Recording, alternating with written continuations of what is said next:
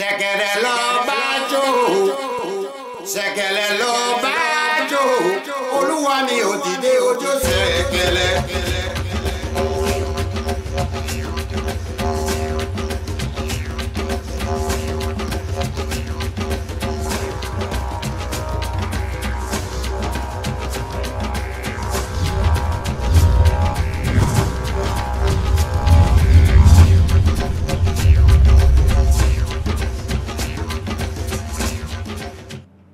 Welcome to Theoryforge Chronicles, episode 15. I am, of course, Phantom X, joined by Diggs and the legendary Neurotoxin. How is everyone doing this wonderful Friday night? Pretty good. Yeah. We are probably going to talk about a couple of different things today, but first we wanted to really dive into the Raiders of the Lost Vault event that is currently going on. I think we had some thoughts about that, several opinions. I don't know if anyone wants to start off. I first of all, I guess I should ask. So we've all kind of played around with it at least a little bit, correct? Mm-hmm. More so than some than others, but so we've all played around with it some. So, anyways, who wants to start with this wonderful event? It just seemed really weird to me at first, and I'm not going to say names or anything, but basically the understanding that I've gotten from talking to people in the know is that there was going to be one version of the event that was going to work one way, and then it was changed to work a different way, and I don't know if there were any other iterative changes, but what we ended up with seems half-baked because it unfortunately kind of was. It was, from my understanding, kind of like one of those things that happens in development where the last best idea that was committed to before it got reviewed and updated was the one that went out for production. And that kind of explains why I was trying to figure out why the spy mechanic was there, and that was basically it. It was an artifact of something that was previously going to be a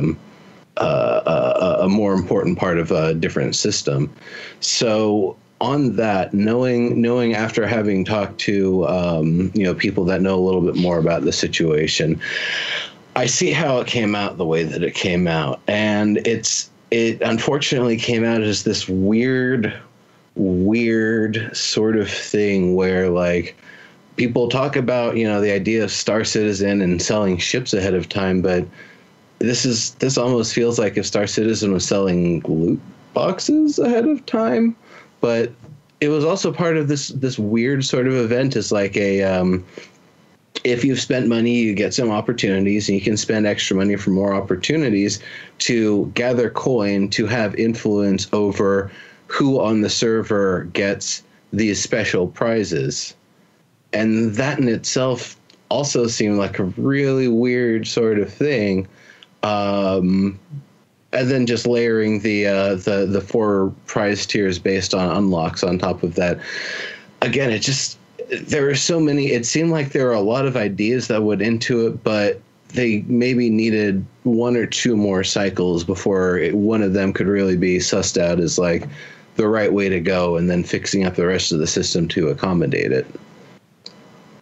Well, I'm always super dumb on these events. I guess I'm way dumber than I thought I was, or realized that I was, because I never understand how I'm supposed to participate in these events.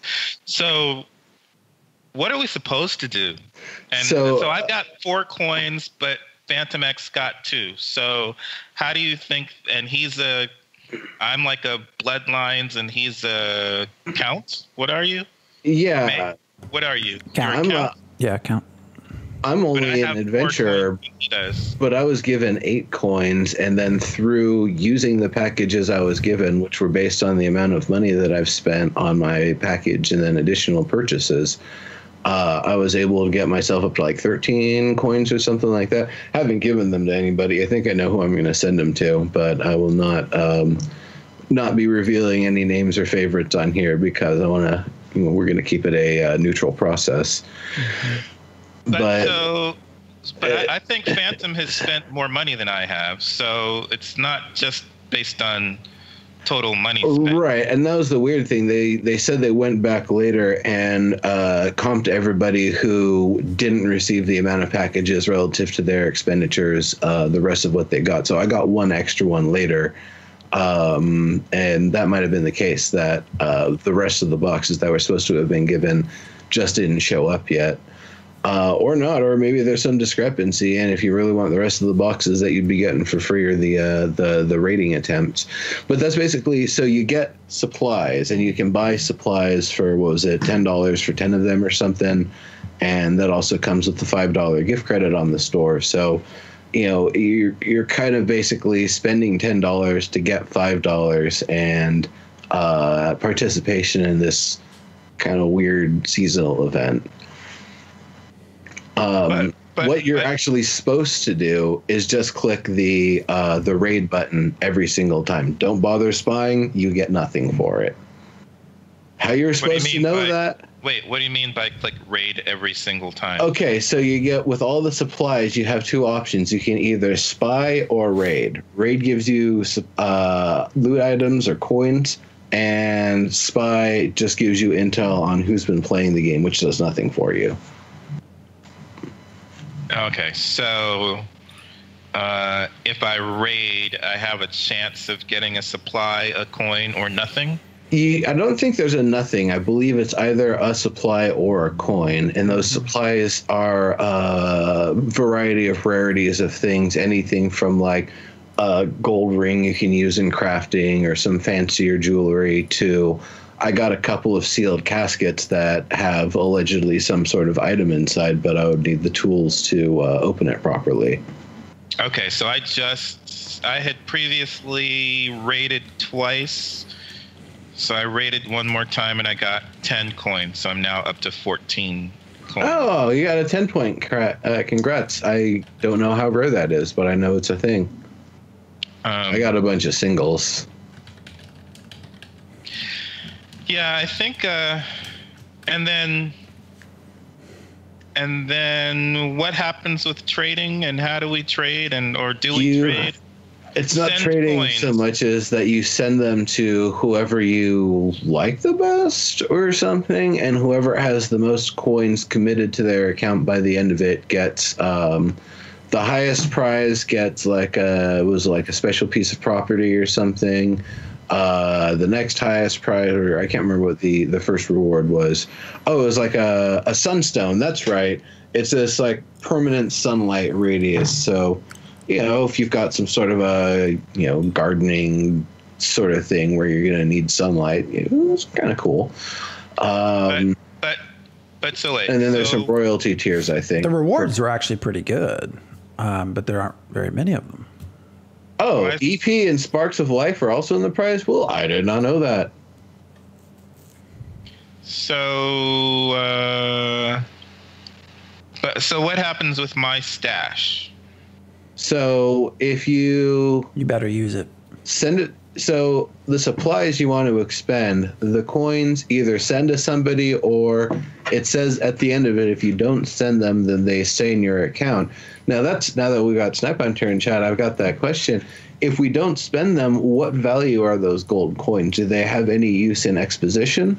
Or is it like, great, you've got ephemeral coins from an event that aren't going to matter anymore? So, does that answer some of your questions, Tiggs? You still look confused. Yeah, I don't know how to play. So, but I guess that feeds into the whole half-bakedness of it, that it probably could have used more explanation too. If you sent me coins, it would go into my stash? If I send you coins, it goes into your stash that's committed on your account. But the ones that you own in the center column, those haven't been committed. You can send those. Right. But I'm saying, but if you send me coins, they go into my stash. Yeah, I believe they go into your stash and not into your wallet that you can send to other people. I could be mistaken. Coins don't have a purpose in exposition, but they're rare gold coins from a strange location in the world, so they'll come up again one way or another. Okay, cool. So even if you just hold on to your coins, you'll have some value out of it. So that's worthwhile. So I'll probably just hold on to mine then if that's the case. Yeah, that's what I'm not going to toss. I only have 3 anyways. So actually, after expending all of my supplies. So my issue here, I really like, obviously we all want this game to be successful, and that requires money, and I like the community engagement part of this. Where I got really turned off from this, and I think this was the first thing I mentioned in chat once this went live, was that this seems, maybe it wasn't meant to be, but that you really can't do much if you're trying to get these,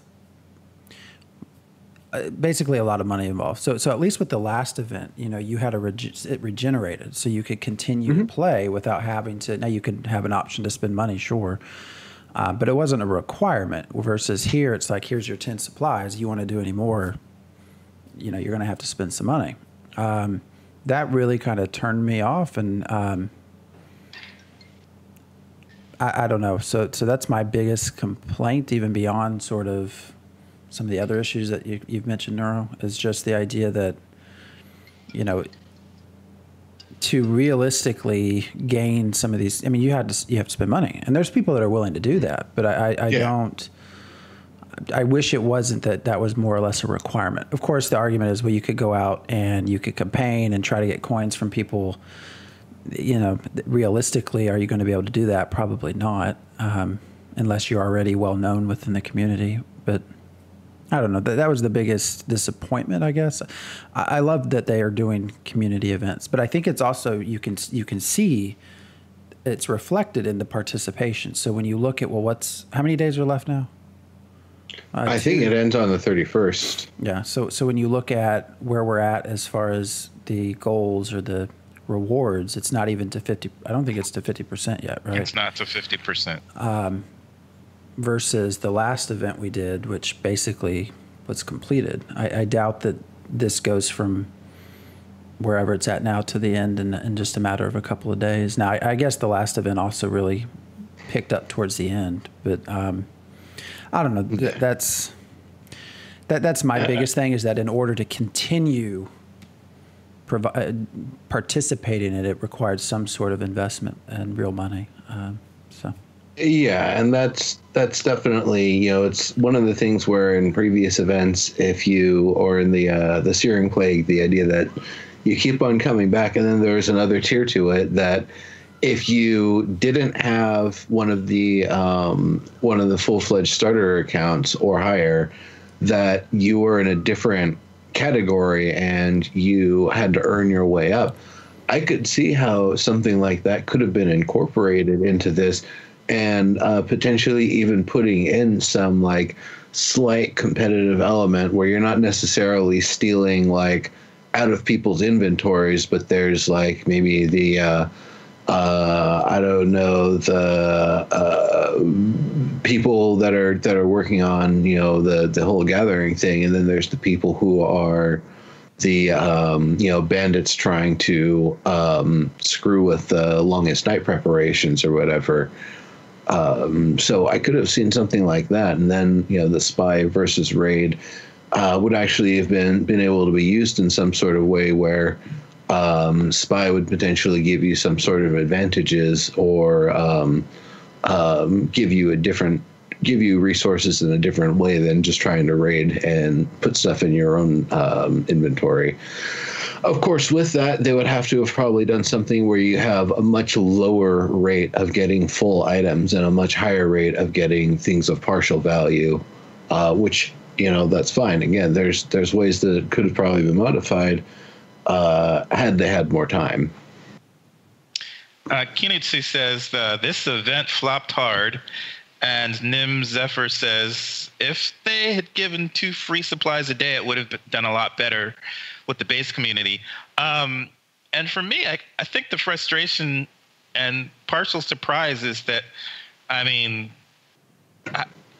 the one who needs convincing to even play the game, because I'm not expecting it to be fun, and I didn't think Searing Plague was a fun event.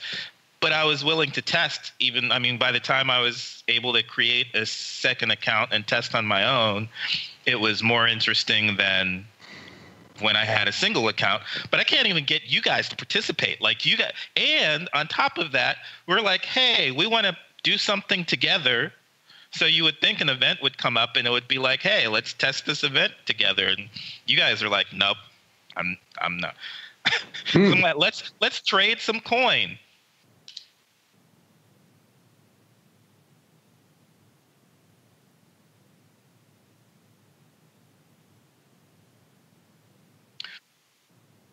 Right. And so I would love what I like about what he said is if I was getting 2 supplies per day, then yeah, each day I might try a little bit of testing to see, okay, so I'll try these 2 and see what happens. And then tomorrow I'll try another 2 and see what happens.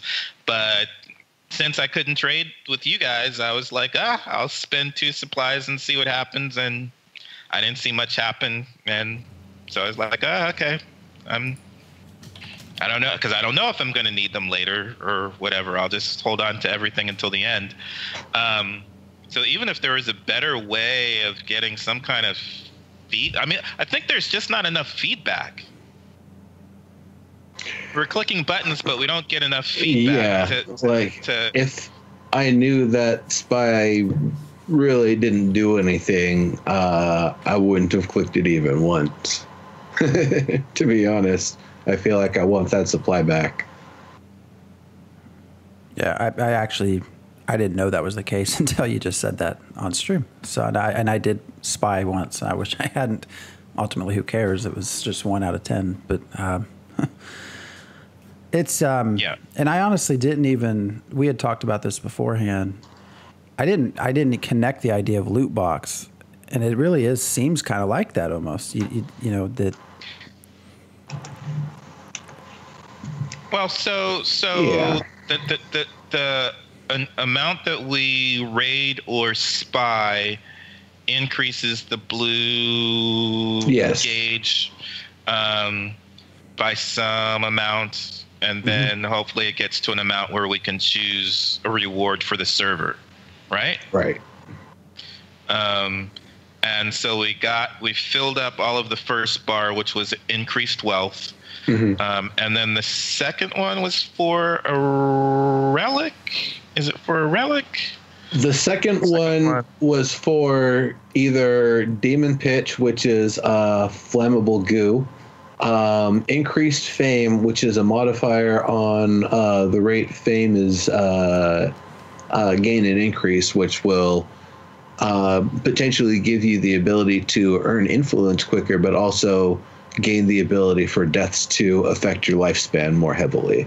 And then the third one, or I guess the middle one, which I think we were looking at unanimously across one of the servers, was the cinder concrete, because it's just a super strong building material. It's described as being able to build across a great ravine or for 20 stories. And it's like, well, hell, if we want to build empires, give us the best of stone. Burning stuff's not going to build an empire, and certainly being more famous isn't. But if there's a stone material we can have exclusively for us, sweet. So I think that's what I'm guessing. That's what Angelica is going to be going for. I don't know about the other servers because I didn't really ask their Discords. And then the other 2 are either. Wait. So this first category, it was like recipes basically, except for the second category, yeah, recipe increased fame, and then the other one is I think if we fill it in all the way, we get the replica combination lock, and then the first one everybody's going to get a pure gold ingot. The third one, there's kindling ritual supplies if the bar gets filled in, and then the optional is Chalice of the Deep. Somewhere in the world is a goblet with unlimited water, or somewhere in the world is a casket that you can put anything into and it turns to dust.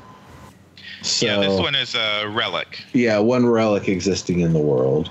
Yeah. And then the fourth one is a biome. Yeah. Volcanic or starlight. Yeah, which I have a feeling the vault is. Everybody would do starlight microbiome just for. We've seen volcanoes before. I went with that. Yeah. Yeah. I, of course, went for increased fame because I'm an explorer. So. No, that's fair. That might not actually help you as an explorer, though. I don't It care. just means your deaths will be penalized harder, perhaps. But Just something to click on. Yeah, that's what's being offered. Yeah. And I believe it's all bloodline and above players for the kindling rituals and potted starberry plant, if we were to get up to that. But it doesn't look like we will. Yeah, we are what, maybe 4/5 of the way. It's like 8/10 or something like that. I'd say it's pretty far filled on that one. It's gonna end on the 31st, so Yeah, I don't think we're gonna finish this second one. We might finish the second batch, but we aren't gonna finish the third one for sure.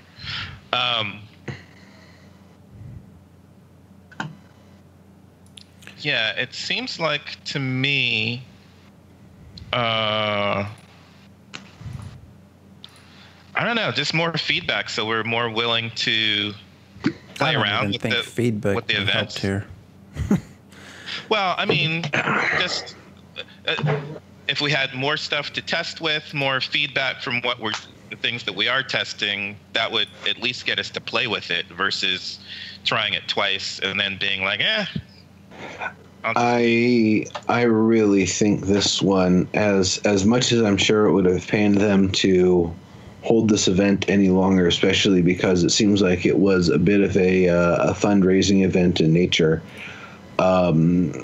Taking a couple extra weeks, taking an extra month to really refine it, get it right, make it something that people who haven't seen it before at the company, you show it to, and they don't have any questions about it at the end. They get it, and it seems right. So to be very accurate, it's 89.84% of the second. Okay, so yeah, it's just under 4. Wait, 89? You said? Yes. Just under 9. So 9/10. 9/10. 9/10, rather. Mm-hmm.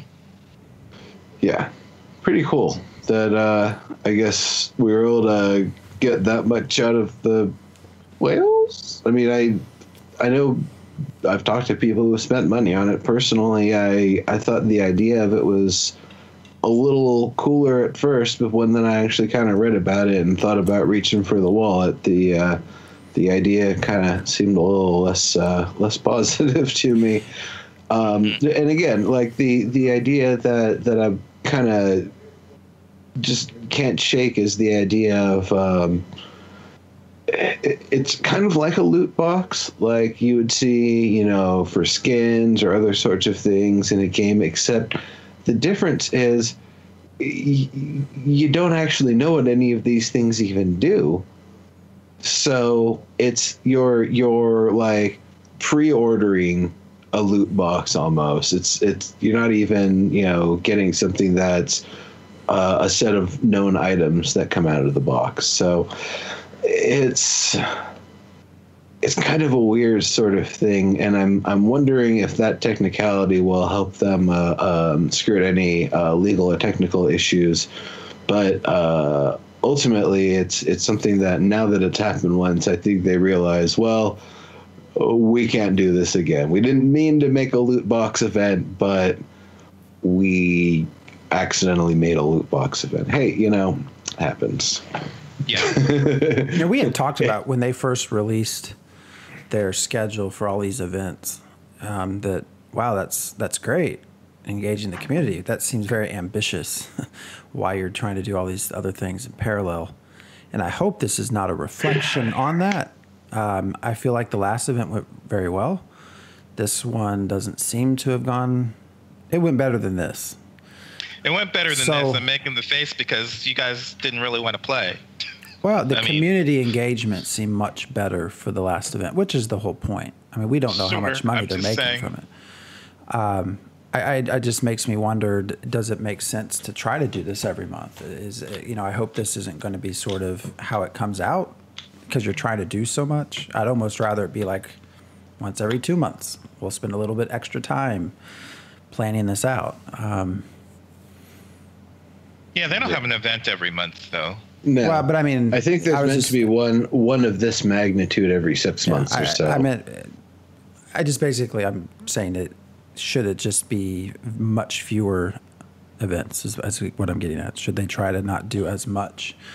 I don't know. I'll say this. They only need to keep doing these events until the whatever replaced Vox Elyria comes along and we're actually playing the game. Because once we're playing the game, you don't need to do events anymore. Do events in the game. Well, I mean, you could also argue, why not let the community run events? Set something up where you could kind of work in parallel with the community. Let them do it. You know, somehow either oversee it or give guidelines, but let someone else create something.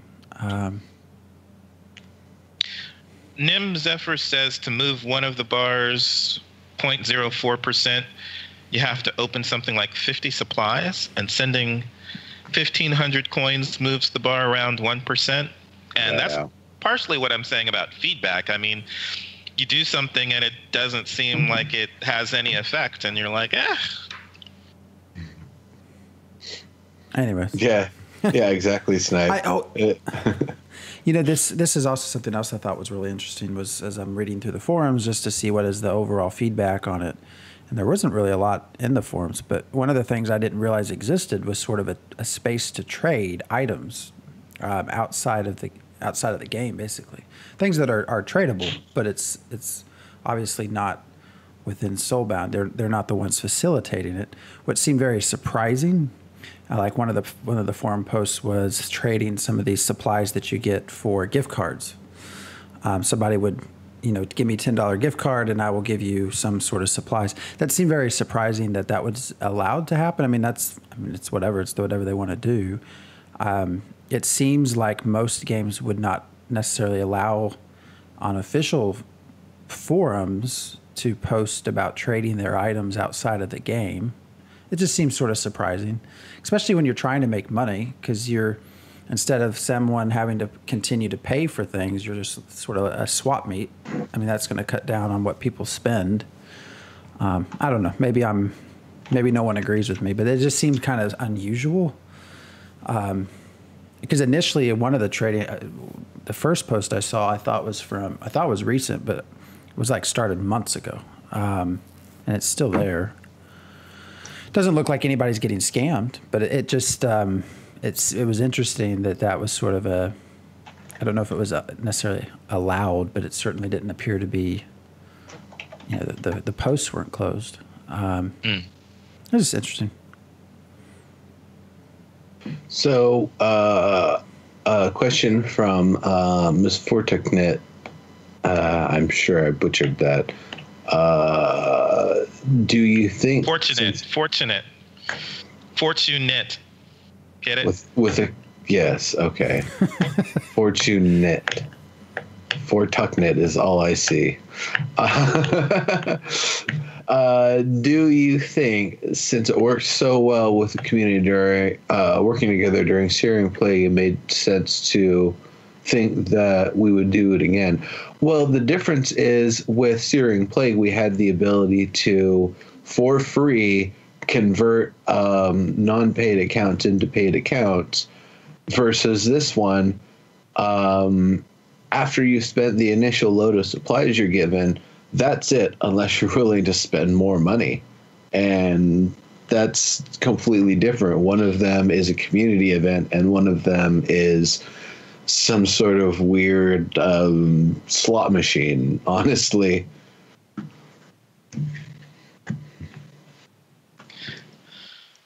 Yeah, I don't know if it's going to take away the Sunstone. I don't know that I care about that either.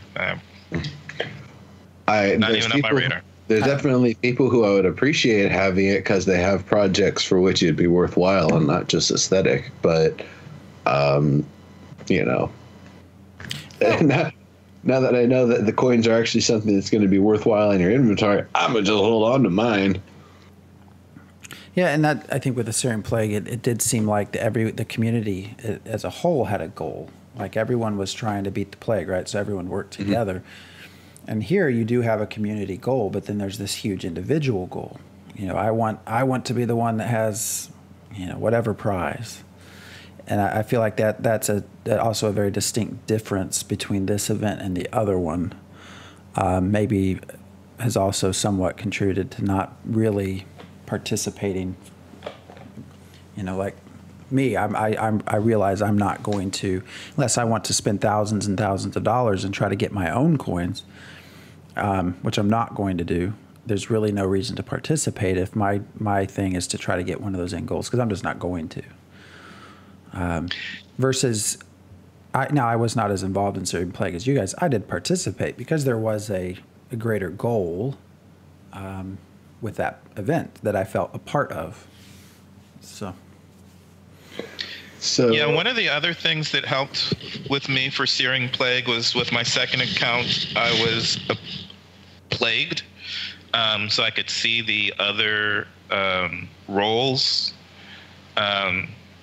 So once the other half of the information was available to me, that also made me more interested and better able to understand, you know, the impact of what I'm doing. And it feels to me that with these events, there's just not enough information on how to play and the details of what's happening. And since I don't have the info, it's not enticing for me to try and jump through hoops to figure it out, which goes back to what you were saying about giving it to people and team members, other devs, and they should be able to play without too much. Don't give them any context or instructions other than what's already on the site and, you know, built into it. And if they can't figure it out and it's not compelling and they don't walk away from it saying, "Gosh, this seems kind of like a loot grab, you know, or a cash grab sort of thing," you know, it can be tested internally. But again, I feel like that's one of the things that it wasn't a problem of having the ability to test it, as much as a problem of they didn't have the time or take the time to iterate on it and really come through with one solid, well-designed idea. And I have a feeling that this, not to throw anybody under the bus, but this was probably something that the designers were actually less involved with, that the designers were probably more involved with the wrapping up gameplay content and getting the pre-Elyria stuff, you know, up and running as soon as possible here. So if that was the case, this would have kind of come under community web marketing, somewhere in that range, and I could see how there's a chance for a misfire in that realm. Again, not trying to throw anybody under the bus or anything, but it's something where I could see how if the designers weren't involved, that it could maybe go askew or not have enough direction and keep changing vision when the designers do get a chance to check on it and give feedback. So it's, you know, lessons have been learned. And then I guess the funny other thing of this is, like, as weird as the event seems, and as much as it kind of feels like, you know, this cash grab sort of thing, I'm sure they actually made a fair amount of money with it. And, you know, they do have to pay salaries. So there is that. Huldrick says, even though I hated the Searing Plague event, I saw a lot of community engagement. This is a cash grab, hands down. Again, it all comes to being gambling. And Nim Zephyr says, yeah, 10 free spins in a slot machine are fun until they're all gone. Then you're just sitting there watching others play, and it gets lame. Yeah. Which, yeah.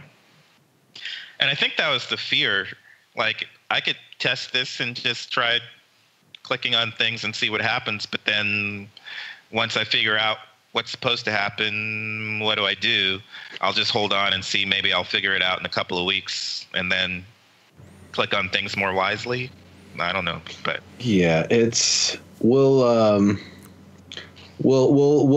definitely have to, you know, keep our eyes on what they do for the next event, because Searing Plague seemed a little weird, and, you know, we got through it, and then map selection came, and it was conducted in kind of a weird way, but at the end of it, I'm not displeased with how it went. I wouldn't necessarily say knocked it out of the park so much as they did what they set out to do. It was clear what they were doing. You know, we were able to kind of see with a little data mining what the numbers were and how they were changing, which like Phantom X does great stuff. Oh, I love really, that. really cool. And you know, that stuff was great. That actually was a very compelling event to me, even though you only had, you know, a couple of votes basically, and that was it. Although, even with that one, Phantom X was engaged for the first half, but then when he couldn't read the data, he was like, That's true. Well, but they intentionally obfuscated that data for the second round, and I appreciate that they did that. I understand, but what I'm saying is that for you and Phantom and now I can't even think, and Sog were the ones that were like, Diggs, hey, check this out. Should be fun to play. We should play. But when the events come up, I'm like, hey, let's give this a go. You guys are like, The events was not what I was talking about. I'm saying, I know, but I did participate in the Searing Plague stuff. I did actually help 2 people get their accounts pushed through and whatnot, but it was very much just trying to be automatic, like, okay, who needs it? Okay, who needs it? And just, you know, getting it through as quick as possible. I appreciated what the event was, but I see that there still could have been a little bit more layers to something where you're actually playing rather than trying to, I guess, suss out the meta of what each set of interactions is to try to min-max what the best set of things you need to do for the most bang for your buck for the paid accounts was. And that's kind of an interesting sort of thing, because a lot of games do actually boil down to, you know, what's the stats duration optimal path at the end of the day. So that's kind of funny that's what Searing Plague actually boiled down to, instead of something we actually played, was trying to just mash the most efficient means to battle against the antagonist bar. You know, it's interesting talking about this as a cash grab. My brother-in-law is not at all gamer, not at all, but he is very interested in finances and stocks and trading and all that, sort of what he does. And the other day he was sort of asking me, of course, what does anyone who does not pay attention to games ask about these days? Can anyone guess? Fortnite? He asked me about Fortnite. But we got talking about what people are willing to do now in cash shops and things like that. And, you know, I mentioned Star Citizen's $27,000 package and how people were paying for that. I mentioned what was the cost of the tavern or the inn or whatever they just had? Was it 10,000 or 8,000, something like that? Yeah. I mentioned that. And I think it was $12.50. That's what I was, $12.50. Whatever it was. But he's just looking at me like what? He's like trying to get me. He's trying to understand. You mean people are paying thousands of dollars for things that don't even exist yet, and when they do exist, it's not real, and they don't actually own it. Like, well, yeah, that's correct. And he's just like, this is fascinating. I'm like, no, it's maddening. You're a patron of the arts. That's just all. It's super interesting what people are willing to pay. You know, this is really funny that you bring this up, because over the past week, my brother and I have been having this conversation of like, how would games be different if we didn't actually sell things on the cash shop and everything was just unlocked? Like, sure, a game like Path of Exile, you still have to find the actual weapons with the actual stats. But if like you had infinite storage space and every single aesthetic that was ever made is just made available to you, if there was an economic system by which Grinding Gears games could, you know, keep their staff paid and, you know, expand as they need to and all that sort of stuff, but give everything, just absolutely everything for free, like how much that would change just that game, or really on a more global scale, how much games would be different if we weren't trying to do cash grabs? Would we even see early access, or would it just be all of a sudden we see this cool game that we'd only heard about for the past week or the past month, or only ever knew about because somebody that we were following from a previous game they worked on was clearly working on something? So you mean returning back to the late 90s, early 2000s? Yeah, I guess so. I mean, that's what it was, right? Clearly, Except it's a you still had business to model. buy games. Yeah, clearly it's a business model that works. I mean, everyone does it now. But anyways, he was just fascinated. Like, you really mean people? Yeah, people spend. I mean, how much does Star Citizen raise? 150 million? I mean, whatever. It's nuts. Yeah. But we only got about 10 more minutes. We actually also wanted to talk a little bit about Atlas because, womp womp. Yeah, that was, I think some people in the community were interested in that. It was talked about in the chat last time. So we tried to play it, me and a few other folks on Saturday night, and we played it for about 3 hours. And that's normally too long to return a game on Steam. But it was so bad, I very, very clearly worded in my return, the reason being, this game isn't a new game. This is just an ARC mod. I can't justify spending $25 for something that should rightly just be an expansion to an existing game I own. This is bull. And they gave me a refund. I know other people that got refunds, and I've seen people that didn't get refunds. Well, I haven't asked for a refund, but I didn't play ARC, so it was fine for me. Not as bad as I normally. It was more engaging to me than other survival games that I've played. But after reading reviews on Steam, if I had purchased ARC and played ARC, and then especially if I had purchased the DLC afterwards, and then realized this is another $25 DLC basically for something that I've already played through and probably stopped playing through. ARC mod with poorly stitched together servers. It would have been frustrating. It's not worth $30 if you, or $25 or whatever, if you've already paid for ARC, for sure. But you had not played ARC, had you, Phantom X? A little, not very much. I'm going to keep it. I've not really touched Atlas, but I was going to until I think after the delay after delay, then no one could connect to the server. Anyways, by the time they actually got all that figured out, I've had Christmas and stuff, so I've actually not jumped back into it. But I will say critically, the gameplay, if it weren't for the fact that the rubber banding meant anything that moved remotely fast was unhittable. So if you don't one-shot a seagull, you just can't kill it.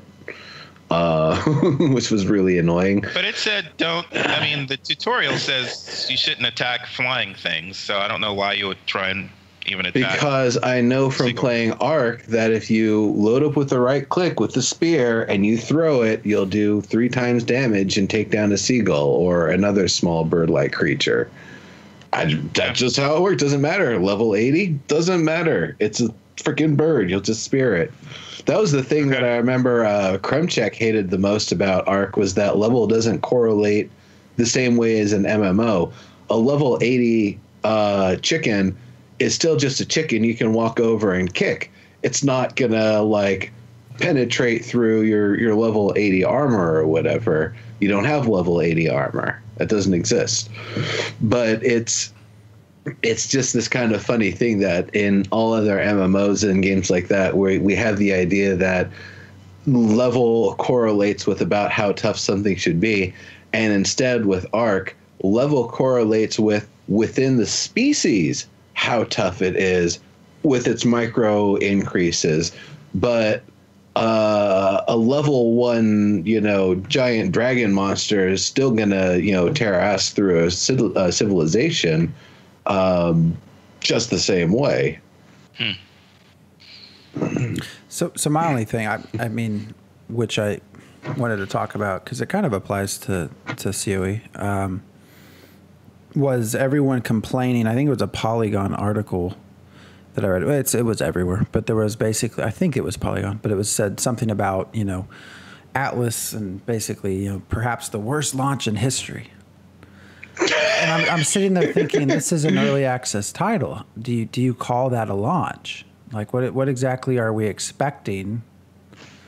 Well, because I've seen some tweets also, oh, Soulbound, pay attention. Don't let your release be like Atlas. It's an early access game. I mean, what do you mean by release? Release is what you call something that you're trying to get mass sales and a marketing spin and marketing hype and stuff on.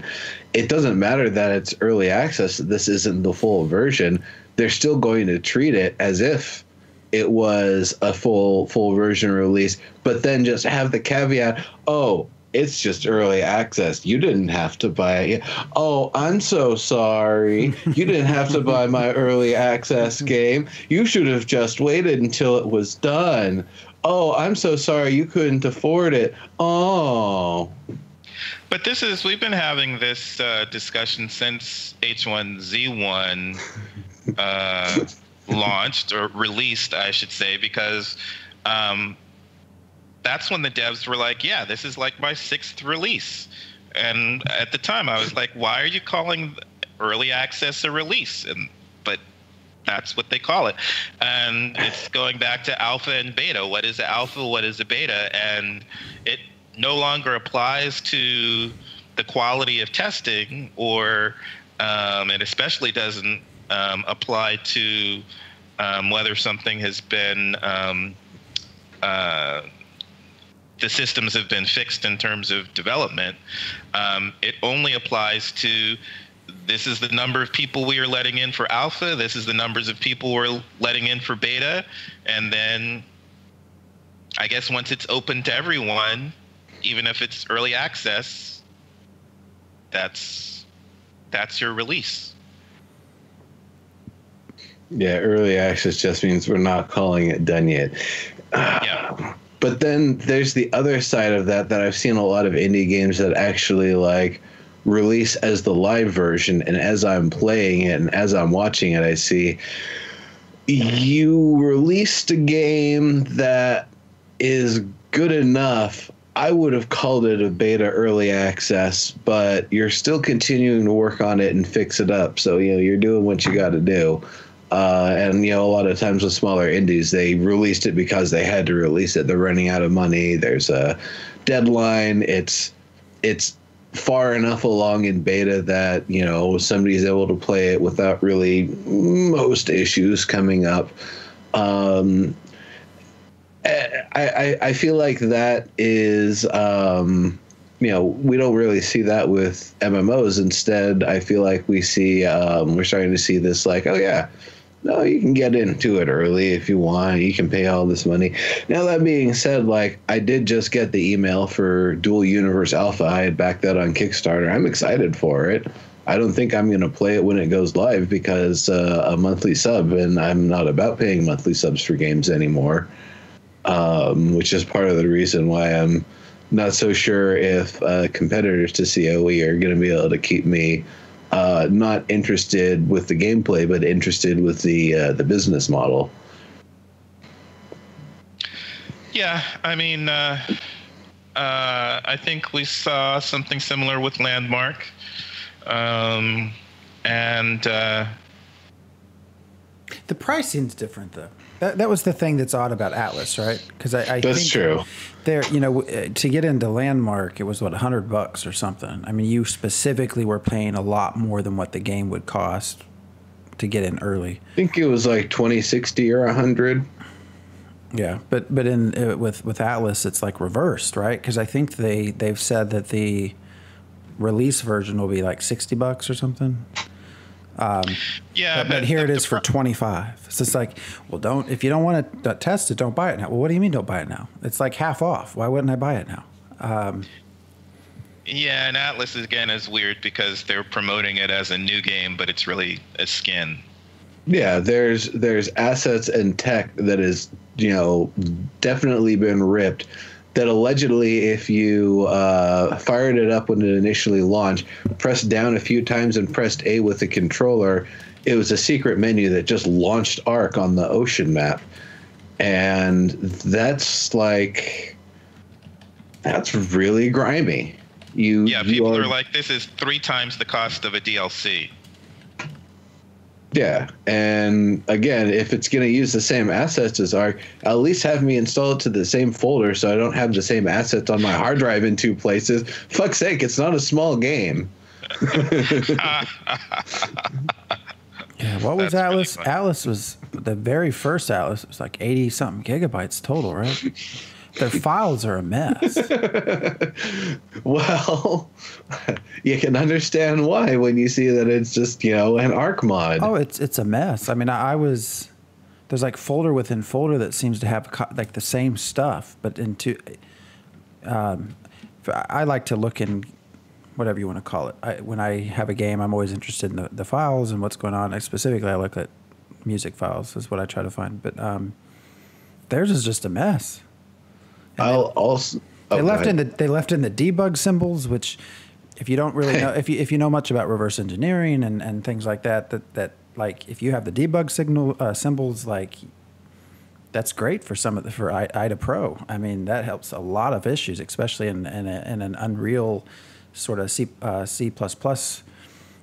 where you don't have that intermediate language like you do with C#, because it's just really hard to follow. It just seemed like a big mess. Like they threw a bunch of crap together and announced it, 3 weeks before they released it. Like, here you go. Which I guess doesn't matter. I mean, Ark has a lot of mods, so maybe ultimately it's not going to matter if you know the code. I mean, but it just is a giant mess. Misfortunate says, yeah, that's what people didn't like as well, having some of the names the same for locations and things like that.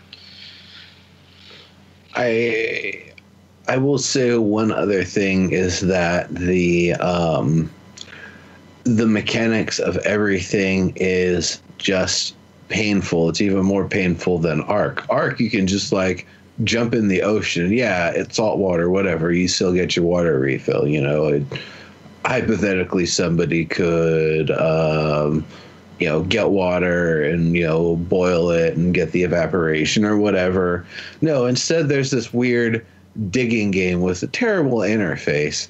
And then some large unknown area, you can't do the digging water game for a while.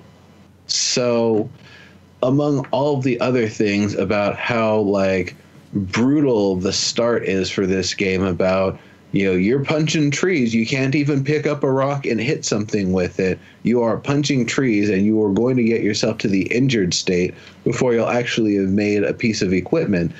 That is mega lame. Like they made it even worse than starting Ark.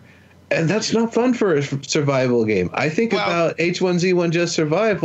You don't start with much, but you don't have to punch a fucking tree.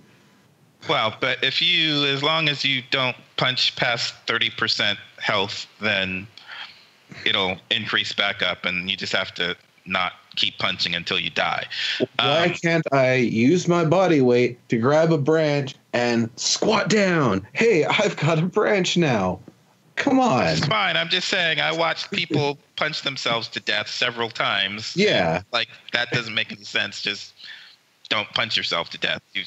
Or at least you're damaged, so stop punching. Switch to a different limb or something. I mean, there's, Bloodsport where he kicks over the banana tree?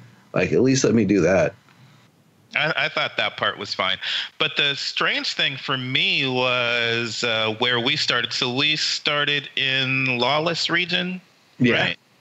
Because it was too hard to well, that was the other thing, is by the time we were trying to log in, Ombwa was playing with us. He could not log in on the server that he wanted to, which was PvP.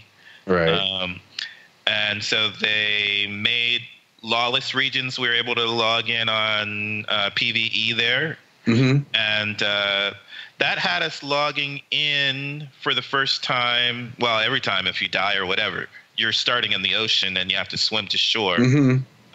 But also where you started was random, which does help when you're trying to form a party and play with your friends. But if you die, you're on some other island, and if you're die in a again, different server cluster until you die again. Like, I had to die twice to actually get back to you guys. Yeah, but that was just a different. That was just a different island. I don't think it was a different server cluster. It was just a different island. But yeah, it would have taken forever to get there. I don't think we would be able to swim without being eaten by a shark. Probably not.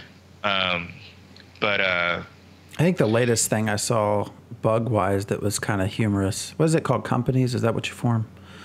Probably. Yeah. They something they changed. They updated something, but there were people that were losing leader, like they were no longer the leader and no one had it. So no.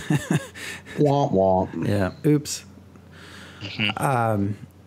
We are actually about out of time. Once the tools are a little bit better, I think we are going to actually maybe, if people are still interested, to try to host sort of an Atlas private server if anyone wants to play along. That's not yet active, primarily because the tools to do it are a mess. The servers, any private servers, are also not going to be nearly as large as the official, just because of how they're set up to run. Right. But that is something we'll probably do if anyone from the community would want to join. So, yeah, those of you who have not asked for refunds yet, I'll get it in a humble bundle at some point or something. I'm not worried. That was the other. It'll show up eventually. That was the other hilarious thing at the beginning. Because what is the time frame for Steam for a refund? It's 2 hours or 2 hours played or under 2 weeks. But because of how atrocious of a launch it was, it seems like they're going outside of the 2 hour window. I was at 3 hours technically. Because what I saw were people getting pissed because they were waiting for to get into a server or whatever long enough because of all the bugs that they went past the 2 hours. Yeah, that one's a frequent problem with online games, that you get it and you log in and you try to get in and you log out and you keep doing that. And then 2 hours, 2 weeks has gone by. You can't get your refund. So anyways. All right. Well, I guess that's all for tonight. So we will be back in 2 weeks. Hopefully with more to talk about. So any final words? No. Hopefully we will have an Ashes of Creation show next week. Yes. I continue to have issues with Friday nights. That things come up. Continue to improve. But we had some fun there. There was Apocalypse beta was last week, and it was actually kind of fun. Even though I'm still a pacifist and not fighting, I was able to make it to third place quite a few times. And that's the testing is down for now. It should be opening back up on the 11th. But didn't they revert that back to just closed? It's no longer open, right? It might be fairly closed until the end of January, I think. Yeah, because there were some issues they found. So yeah, we can talk about that next week. Yep. All right, everyone. Thanks for joining us. Have a wonderful Friday night and a wonderful weekend. Yeah. Happy New Year. Happy New Year, yes, everybody. That too. Have a good one. Enjoy it. Peace. Do things. Be safe. Have fun.